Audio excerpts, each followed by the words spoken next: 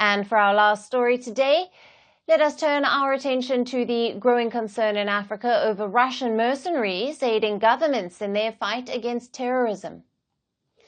Reports suggest that some African leaders have allegedly voiced their concerns over Moscow sending ex-convicts disguised as mercenary forces to the world's second-largest continent. This was after reports emerged that many of the Russian mercenary forces currently being deployed to Africa were former convicts initially recruited to fight the war in Ukraine. Speculations are growing that Russian President Vladimir Putin may be relocating these convicts to Africa to prevent them from coming back to the country, where residents are fearing their return. And reintegration might be a problem due to their criminal history. At the height of their operations in 2023, an estimated 50,000 convicts were reportedly recruited in the war against Ukraine by the Wagner Mercenary Group. After that, Russia's defense ministry took over and allegedly recruited the convicts. Experts believe Putin may now find it appealing to send these criminals recruited for Ukraine to Africa, where they would reinforce existing mercenary units of the former Wagner Group, already accused of recruiting criminals.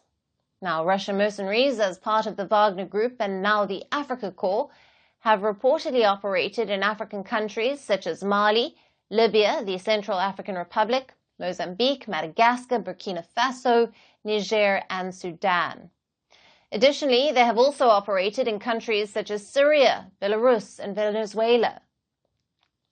In Ukraine, they have been accused of committing war crimes and human rights violations, including extrajudicial killings and torture.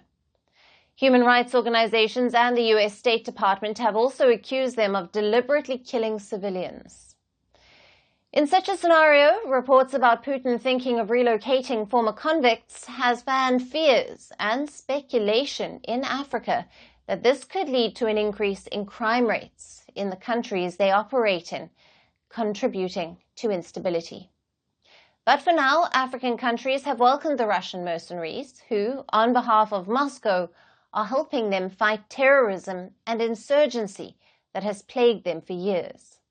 In return, these African countries are providing raw materials and minerals to help Putin's war efforts in Ukraine. However, will Russia continue to strengthen its foothold in Africa through this controversial mercenary operation?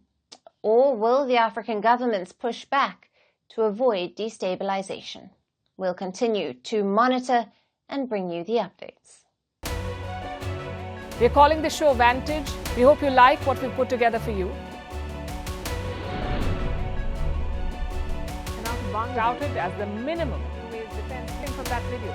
India's neighbors were the first to send this special edition of Vantage live from the White House throughout this week. Yes, Hindu Mandir in we're on our way to Tel Aviv. Measure, but it's also the perfect way to drive.